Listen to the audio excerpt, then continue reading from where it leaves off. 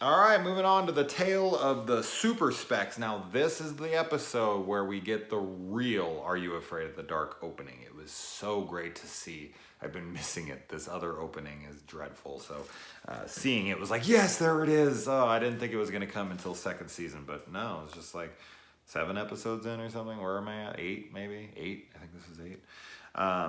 Now, we actually kind of get to see them away from the campsite, which we're so used to here. We get to see Gary at his work, where he works at a magic shop that very much looks like Sardo's magic shop. I think that's why he incorporates it into a story, and it looks the same because it's just Gary's story. And as I said, this is Gary's story. So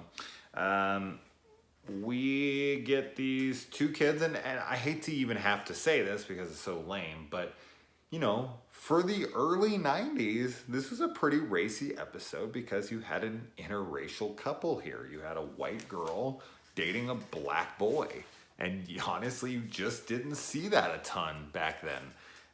It's stupid. I mean, they should be able to fucking do it always, but you just didn't see it. So I was kind of surprised about that here, honestly. So they go to this magic shop and they buy some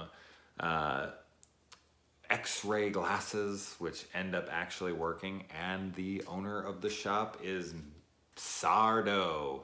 No Mr. Accent on the dough.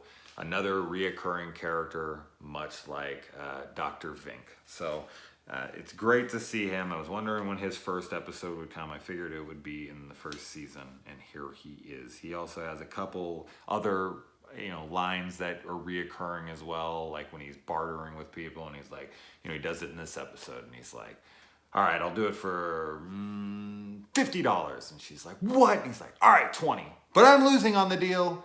I'm losing on the deal. But I'm losing on the deal is another one of his catchphrases. So always great to see these because they're just, such iconic characters to me. This show has such a place in my heart, and so do the reoccurring characters, because they just make me feel like I'm a kid again, and there's such nostalgia to them. And now this episode, I would say, was inspired pretty heavily by They Live. She puts on the specs and she can see, the entities for what they are, like where they are and no one else can. And when she takes them off, they're not there. Now, obviously, in They Live, the way it is when he puts on the glasses, he can see people for how they are. In this one, they're not there, and then when she puts them on, they are there. But I think this is because this is like, I think this was actually filmed in 1990, and I want to say They Live's like 88, so this is super close, in time-wise. So I have to say it is. And this is an April Fool's Day episode, so the kid buys the magic powder and he keeps using it, but like he doesn't wait long enough for it to take effect, so he uses it on basketball and he uses it on certain things, and he tries it doesn't work, and then when he walks away it actually does work. So he should have given it a little bit more time. He's got no patience. And she keeps trying to throw the glasses away, but they keep coming back. I mean, they're enchanted, so I guess that's why they're doing it, but why she needs to continue to keep seeing these things, I'm honestly not sure. Because if she would have just avoided them, I don't think they could have done much to her.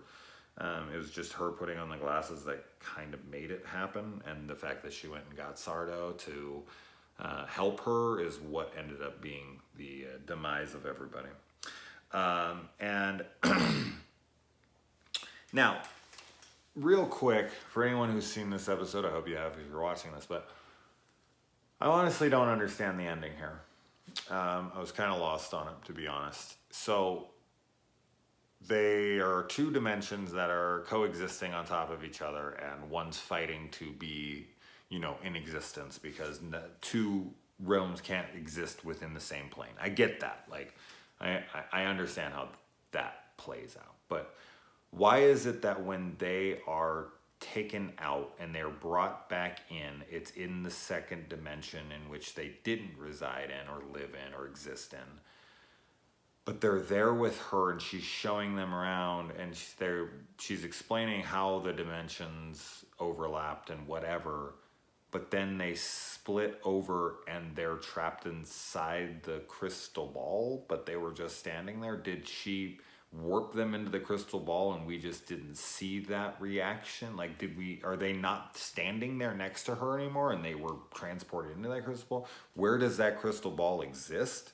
Are they in some pocket dimension that they once existed in and now they overtook this plane of existence? And if this plane of existence now exists where ours used to be, did they just have the whole world wiped out and they're some of the only beings left and they're trapped inside this pocket dimension?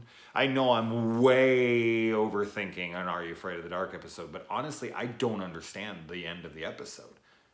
I might be just completely overthinking it. It's just simple. But it doesn't make any sense to me. How were they there, then they weren't there, and then what is the dimensional shift? Like, did we lose this dimension? I just don't feel like it's really explained. And then the kids around the fire who are like 8 and 12 seem to be like, oh yeah, wow, that's crazy. Yeah. And I'm sitting there like, I'm a 36-year-old man. I don't know what the fuck just happened. I just cussed again. Damn. Cover your ears, kids. Anyways, all right. Yeah, overthought that one. Moving on.